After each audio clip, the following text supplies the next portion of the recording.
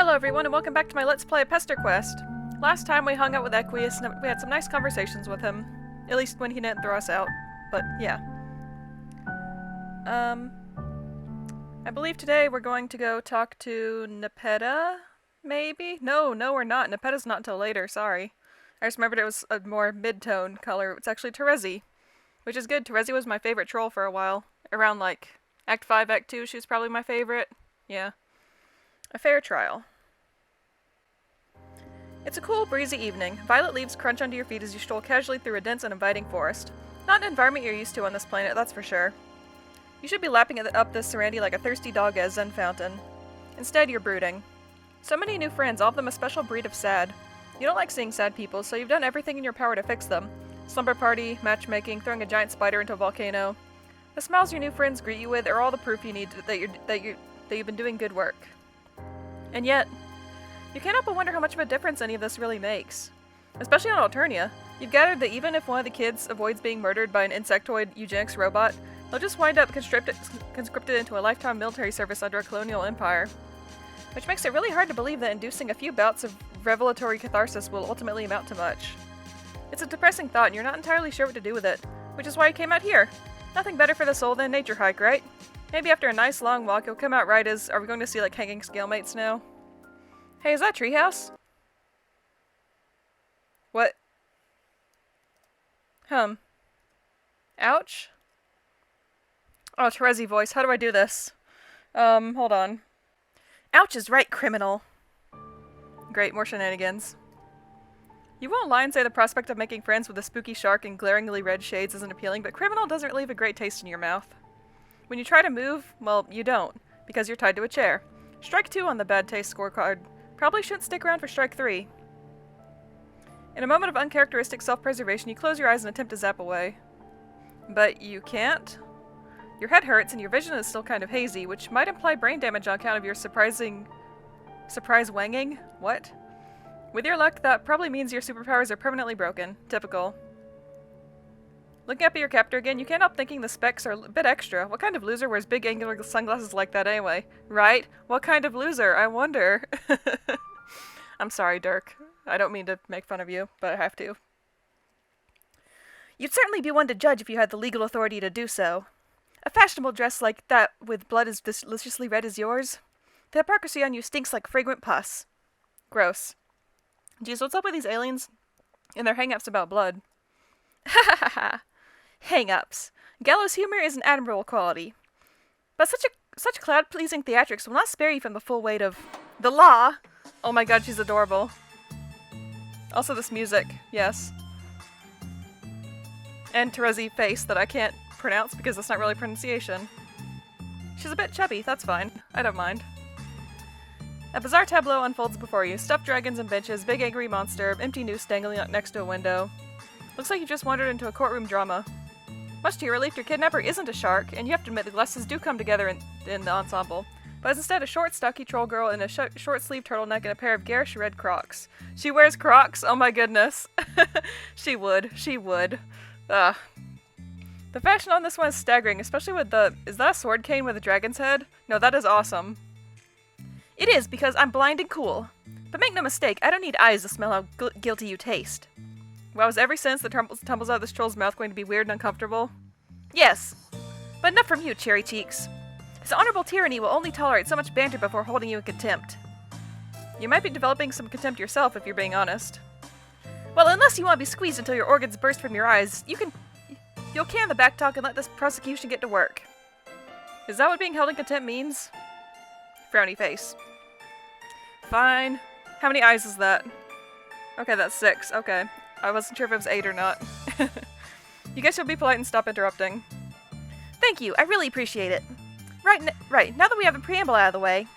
There's a ding from her computer and her posture immediately switches from confident to frustrated. Hold on. She strides over to her husktop, tapping the gleaming edge of her cane in front of her as she goes. You wonder what kind of miraculous accessibility contraptions exist on this planet that a blind person can just use. Is she licking the modder? I'm so happy there's a sprite for that, thank you. Yes, she's licking her filthy fucking computer modder, just slathering it up with her teal-tinted saliva, going at it like a husband greeting his war wife after 20 years at sea. Why? Sorry, give me a second. No problem, you say. Not like you're going anywhere. Okay, she's distracted. Now would be a great time to go somewhere. Your powers still seem to be on the fritz, but you think the weight of your incredible ass might shatter this chair if you could get some leverage. Let's just wait it out. I trust Terezi. She's not going to kill us unless she is either really in the mood to kill people or she has a good reason to. You decide it's best to wait this out.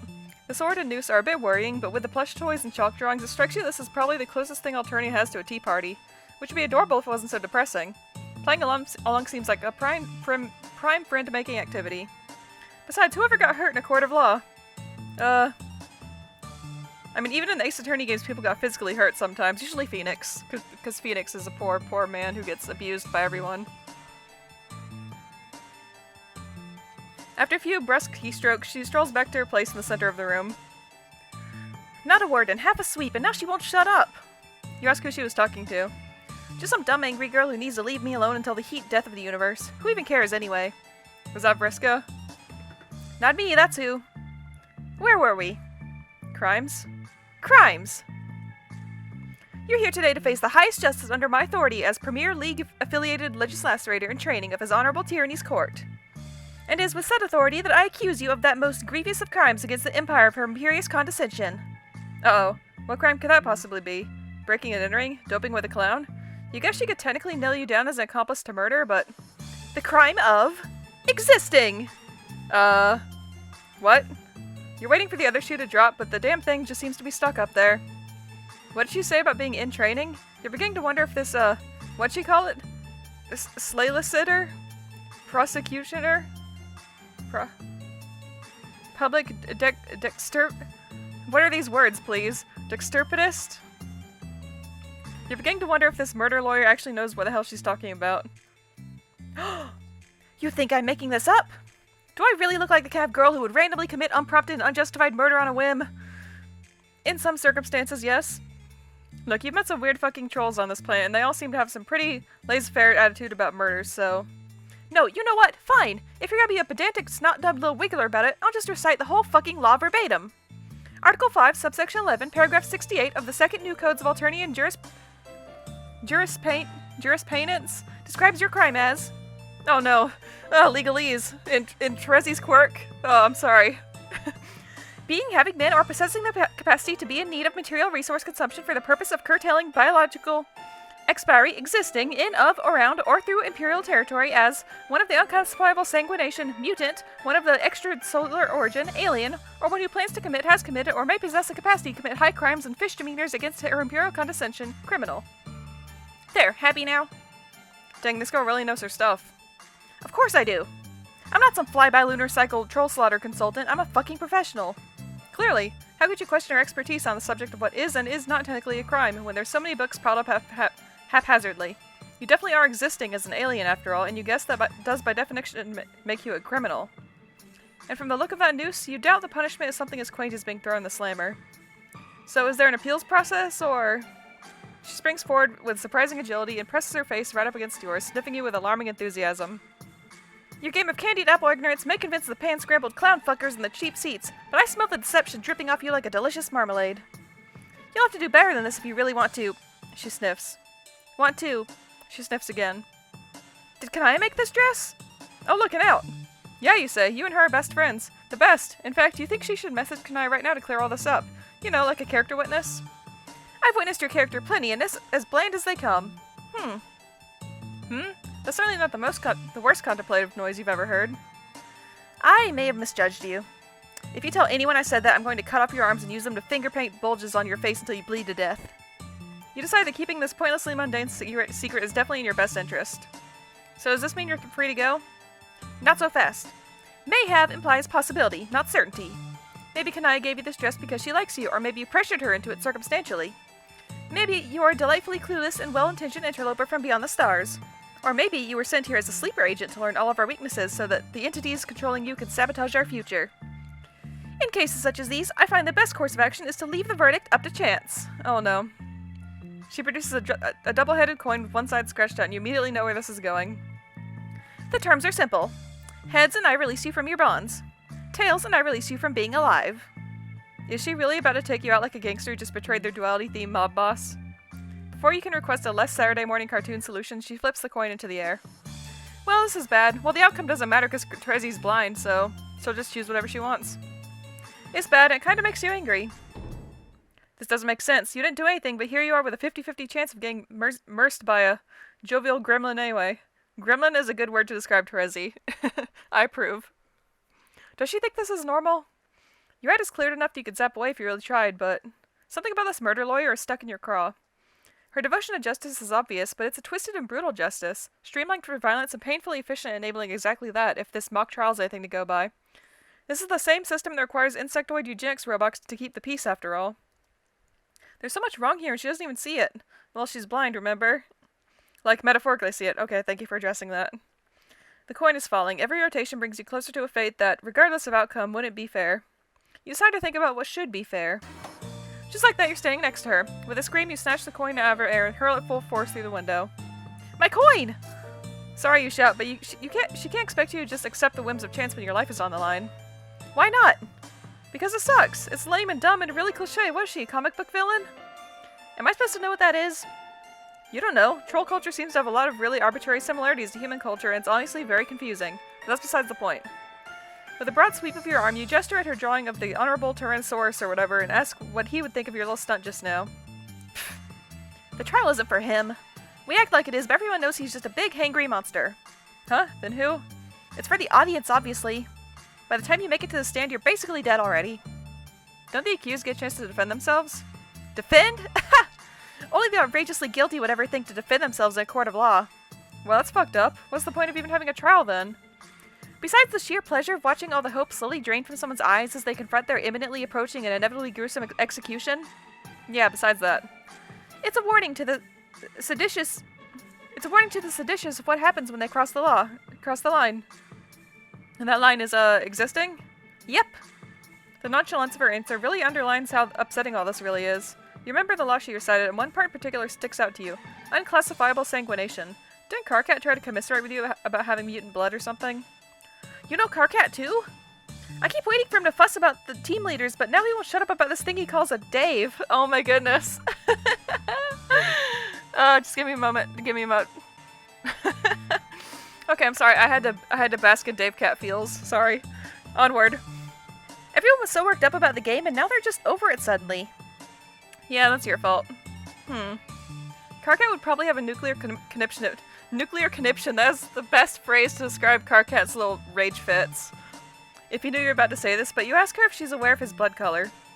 Of course I'm aware of it. What do you think I am, blind? Yes. Karkat's a mutant, right? If you remember correctly, that makes him guilty of the same crime you are. Her expression turns sour, and you can tell this is something she spent a lot of time trying not to think about. You figure she avoided summarily executing you because you're friends with her friends, so she would probably avoid killing Karkat as well. And that's a good thing. Great, in fact. You cannot stress enough how awesome that is. But doesn't that strike her as a bit hypocritical, making exceptions for her friends? Does she think that everyone else who dies at court or gets cold in their own hives deserves what they get just because she doesn't know them personally? It doesn't matter what I think. This is just how things are. It sucks, but it would suck a lot worse to be killed for saying so. And then who would protect Karkat? Who would protect... I can't help everyone, Cherry Cheeks. I can barely help my friends. Maybe if I stick to it long enough I could change things from the inside. That's the best any of us could hope for. You guess it doesn't sound like the worst plan, and in fact it kind of reminds you of... Tysius. Of... who? You feel a sadness well up in your heart so fast and heavy that it knocks you over into her, and without meaning to you... Zap! Your vision is swimming. Voices echo in your head, but you can't pick any of them out. You look around and... something is watching you. Not maliciously. Not yet. Just observing from a curious distance. Not that you can do anything about it while you're clutching your head and trying to put your memories together. You've been circling around this awful, familiar feeling ever since you left Earth, drawn towards it like a singularity. But the closer you get, the less it makes sense. What the fuck just happened? Did you kill me just now? Is this troll hell? Troll hell? Do trolls not have an actual name for... Wait, she's here too? Here seems like an ambitious description. It's more of an ambiguous nexus of metaphysical realities. That's an awfully specific description. Has she been here before? No, but I've tasted places like it in my dreams. Great, even more shenanigans. You look around to try to get your bearings, but nothing seems to be in focus. It's all too low resolution. Simultaneously too bright and too dark to make sense of. Yeah, somebody turned up the saturation too much. You okay over there, Cherry Cheeks? Your blood smells really loud right now. You wouldn't know how to react to that even if you weren't having a memory-induced thought seizure. The pieces are too far apart and you can't quite put it together. Do you remember... friends? Bits of memory hit you, sudden flashes of joy, of violence, smiling faces, crying faces, bodies, plans. Hope that the world could be made into a better place. What the fuck are you mumbling about? If you've fried your think pan, at least let me in on it so I can participate. You tell her what you can remember, which isn't much. Friends, sadness, dissatisfaction. People who are deeply unhappy with the state of Alternia and faced violence from all sides, just as your new friends do today. Some of them wanted to change it from the inside, and you remember believing that they could. But you get the sense that a lot of time has passed between now and then. It doesn't seem like Alternia has gotten much better. In fact, it may have gotten worse. It seems like whatever it is your friends tried to do, they failed. Of course they did. What does she mean by that? Even in the context of your nonsense time-traveling amnesiac cover story, it's not hard to believe. Compelling idiots have good ideas all the time. That doesn't change the fact that they're idiots. Which is why I'm going to succeed where everyone else had their entrails ripped out by a swarm of drones and died like the scrubs they were. I am many things, Cherry Cheeks. An idiot isn't one of them. She flashes a bright and pointed smile, filled with confidence that you believe with every atom in your body. But you're pretty sure she's not the first person to make you feel that way. Idiots or not, the friends you used to have were as sure of themselves as she is now. And what good did it do? Honestly, you doubt that intelligence or competence has much to do with it at all. You think about the drones you barely avoided at Karkat's Hive and your brief exposure to what this planet calls a criminal justice system. For as violent and unjust as things could be on Earth, at least there was some pretext that the system existed to serve the people. Here it's just murder. You aren't sure that's a system that anyone can salvage. Her smile melts into a frown, and... You really should ask what this troll's name is. Oh, we haven't even got her name yet, wow. Heh. Terezi Pyrope. Terezi doesn't sound particularly happy. As she slumps against the debately extant wall and slides down into a crouch, her face is a mask of barely contained emotion. I can tell why Karkat would like you. You're very depressing. You chuckle and set down a respectable... I don't know why I said respectable. That's not even a word. Respectable distance away from her. You definitely don't mean to be depressing, but you have a knack for digging up drama. The hazards of forging new friendships, you guess. If Vriska saw us right now, she'd derisively laugh herself into an aneurysm. Terezi knows Vriska? That's one way to put it. We were practically sisters before she broke the rules and ruined everything. Do trolls have siblings? I don't think they do. How do you know her? Oh, you know, you played some flarp, killed some kids, felt guilty about it, threw Vriska's mom into a volcano. Wow, you really have gotten around. What's a mom? You'd think that was just about the saddest thing you ever heard to get said if you didn't already know what Elusis is. Yes, let's quote Dave some more, please. She did the question mark, yes. Question mark mouth, sorry. You killed her, Lucis? So she's... That explains why she's been messaging me. Ha! Terezi is laughing, but it doesn't sound like any laughter you've ever heard. I can't fucking believe it! Circuit figures her own shit out just in time for me to have my own identity crisis? And I bet she thinks everything's supposed to be fine between us now just because... Want to know a secret, Cherry Cheeks? Might as well add another one to the pile, you say. I have no idea what I'm doing. I never have, and I don't think I ever will. Wow, that's bleak. You guess you're sorry? It's not your fault. You haven't told me anything I didn't already know. Her lips are trembling as she reaches behind her and pulls out a box of chalk, and then removes a red piece. You think this is a weird time for artistic expression, but... Oh, she's eating it. Terezi offers you a piece. You don't want to be rude, but you also really don't want to eat chalk. She shrugs and crunches on it like an unshelled lobster. You guess you have to take that in stride. The more important thing is that Terezi is inconsolably sad, which sucks because you're the only person in a position to console her. I want to hug her, to be honest. You don't know how to fix this. You don't know how to make Terezi feel better. The best you can think to do is put your arms around her. Despite the fact that you're a complete stranger who basically just kidnapped her, she welcomes the embrace. Was that the right choice, really? I hated her for what she did. Not to me, but to our friends. All but went to war over it. After our truce, we cut ties. My hope was that she would avoid hurting anyone else. But deep down, I knew I would have to kill her eventually. In the name of justice. Aw. She did terrible things, but so did I. We did some of them together. Why wasn't I culpable? Why did I blame her for something we did to each other? You think it's regrettably natural to blame the person in front of you when you get hurt, especially when the real problem is too big and esoteric to stab through the chest with a sword cane. Oh, that's a grim foreshadowing. Vriska did what she did because she had to. So did I. We both deserve the revenge we wrought on each other. But we were all victims of the big picture. It made us what we are, ensured we would do what we did. Every little injustice started there. And when we fight, whoever painted that picture smiles and laughs. Because they know they've already won. She sits up a little straighter, and you feel your spine follow suit almost on its own. Fuck that! Terezi slips out of your arms and stands up, pulling you to your feet with her. Her entire demeanor has changed. She's practically vibrating with determination. Take me to Vriska's hive. I'm assuming that's a thing you can do? Oh, yeah, that's a thing you can do. Your mind is still buzzing, but talking to Terezi has calmed that storm just enough for you to focus. As you take her hand, you spare a last look around this bizarre, impossible space. You still feel watched, but it's distant now. Maybe even approving? You have so many questions, but those will have to wait. Right now, you've got work to do. Oh, hey, Vriska. Zap. Before you even see where you've landed, Terezi marches up to a very surprised Vriska and backs her against the wall. She stops just a few feet away, looking up at the cerulean spider girl with anger on her face. Despite their difference in stature, Vriska is intimidated. You caught her off guard, and Terezi is unflinching. Aw. The room is completely silent. You see Terezi clenching her fists. She looks one wrong move away from unleashing hell. This isn't quite what you had in mind when you brought her here, and you really hope your new friends aren't about to fight each other. Something in the air changes. You aren't, entirely sure what's happening, but something is definitely happening, and you figure it's best to just cross your arms and pretend you don't exist.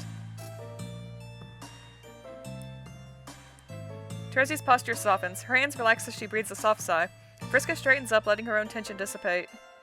You guess you're feeling a little less tense yourself? Aw, I think they're making up. When Vriska cracks a hesitant smile, Terezi leans back. She's sniffing the air intensely, which feels like a good sign. Everyone's getting a little looser, a little more casual. Definitely an improvement. Then they both start cackling, slapping their knees like they've just heard the most hilarious knock-knock joke in history. You'd sure like to get in on the joke too, but you figure it would probably be rude to ask. Yeah, we should just let them do their thing.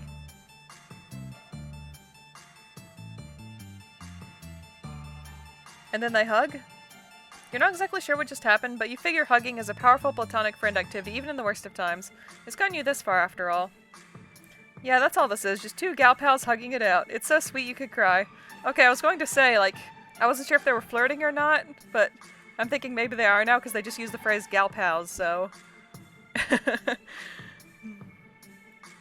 When they separate, Terezi meanders over to a window overlooking the pit where Vriska's Lucis used to live.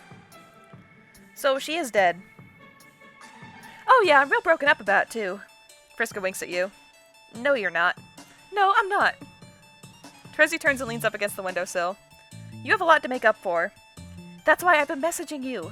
I want to apologize, okay? I don't want your apology, Vriska. I have a lot to make up for, too. There's definitely some kind of something going on in this room that you're completely oblivious to. You wonder what went down between these girls that they can't even talk about what they're talking about. What do you mean? There's so much injustice in the world. Every drop of deliciously innocent and painfully extracted blood on this planet is just paint for the fishy fucks up top to play with. And the worst part is that we're complicit. We revel in it, even. I reveled in it. Terezi, are you? They could never make this violence good, so they had to make it fun. And I had so much fun hurting people. Who knows how long I would have gone on like that if it hadn't been for a weird invasive species of a friend here. Terezi wipes a tear from her cheek and smiles at you, and you feel a huge wave of relief. Friends! With a former murder lawyer in training. You should know how to pick 'em. For once, Vriska, I want to revel in something good.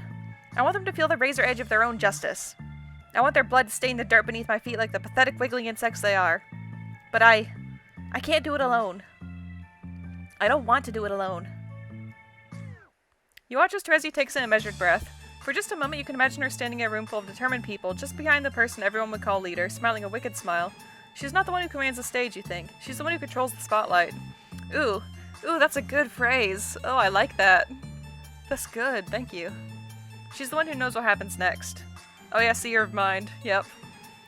I'm not sure what we are together anymore, Vriska. I've hated you. I felt a lot of things. Yeah, the quadrants between them are all messed up.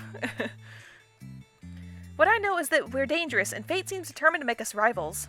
That almost sounds fun, doesn't it? We could fight for the rest of our lives if we wanted to. Each the scourge of the other until one or both of us winds up dead. They tell stories about us for a long time. But I don't want that to happen anymore. Do you? No! You haven't known Vriska very long, but this is a side of her you've never seen. You doubt many people have. It's actually really awkward. You should probably go, but your prying curiosity and desire for interpersonal closure keep you glued to the spot.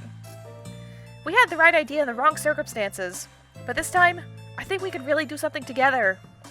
So let's try this again. Vriska, will you be my scourge sister? Yeah, obviously. Good. Then let's get to fucking work.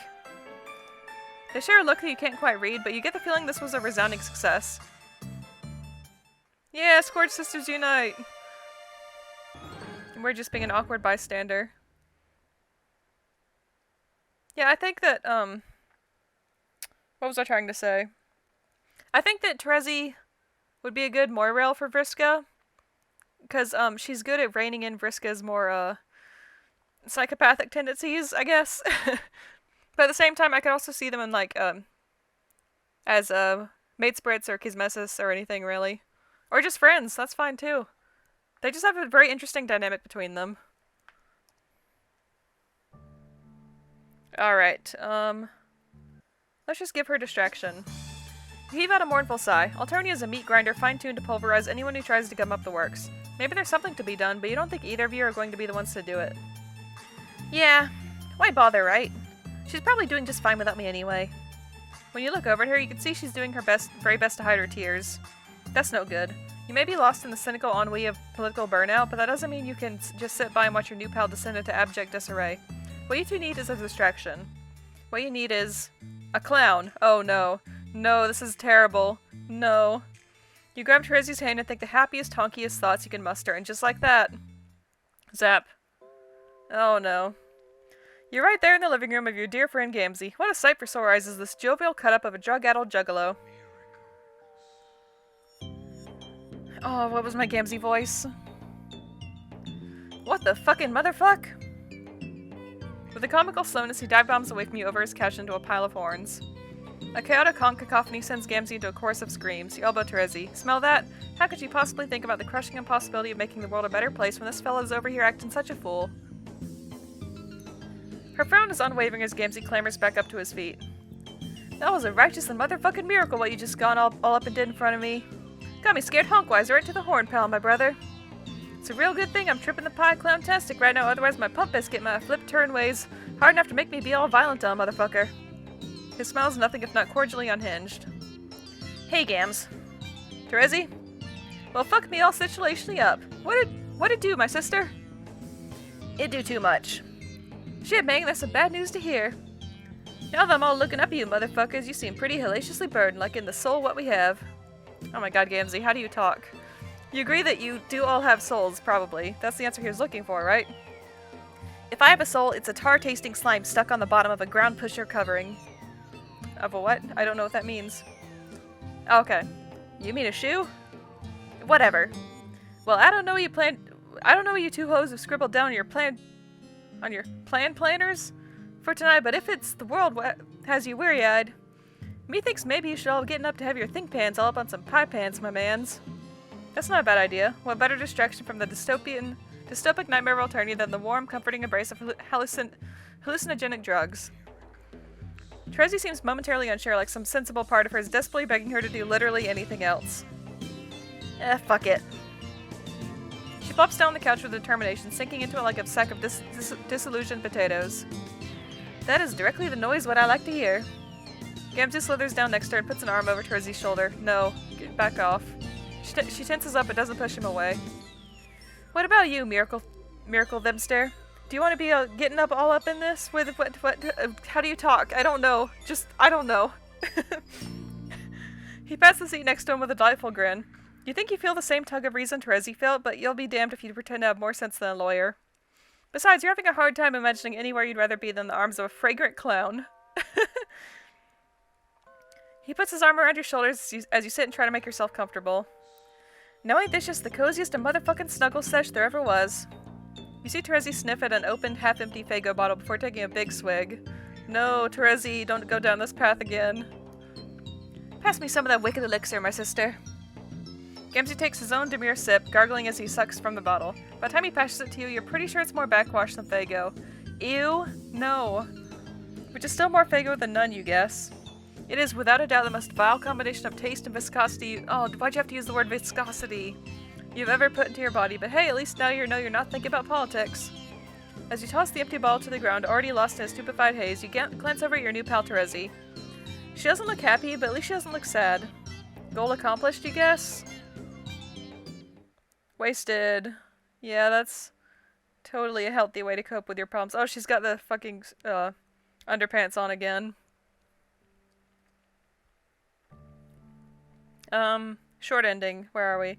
She's probably just going to murder us. Get some leverage.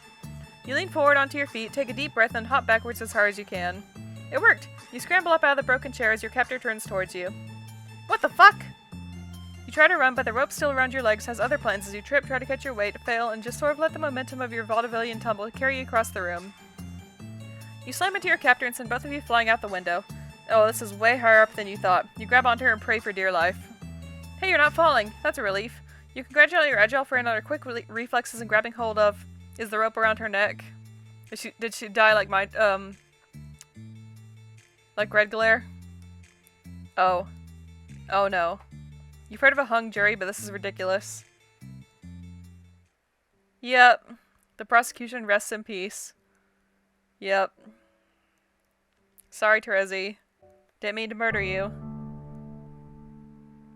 Alrighty. The seeds of revolution. You reunite Terezi with her long-lost sister? You've never been more glad you're not a fish. Yep. Probably something about execution in the warnings. Hanging, accidental death, drug use. Yep. Alright. Well, Terezi's always fun. She's always been one of my favorite trolls. I just like her attitude. I'm glad that she's not quite as hung up on the corruption of Alternian law as Tysius was, but she does recognize there's some flaws with it, especially when it comes to her friends personally. Which I can understand that, I guess. And I mean, I still don't know where exactly this fits into whatever sort of canon is going on in Homestuck at this point, but it's interesting that we sort of... Yeah, I don't know what I'm saying anymore, sorry. I guess I'll just end it here. Thanks for watching, I hope you have a great day, and I'll see you next time. Bye!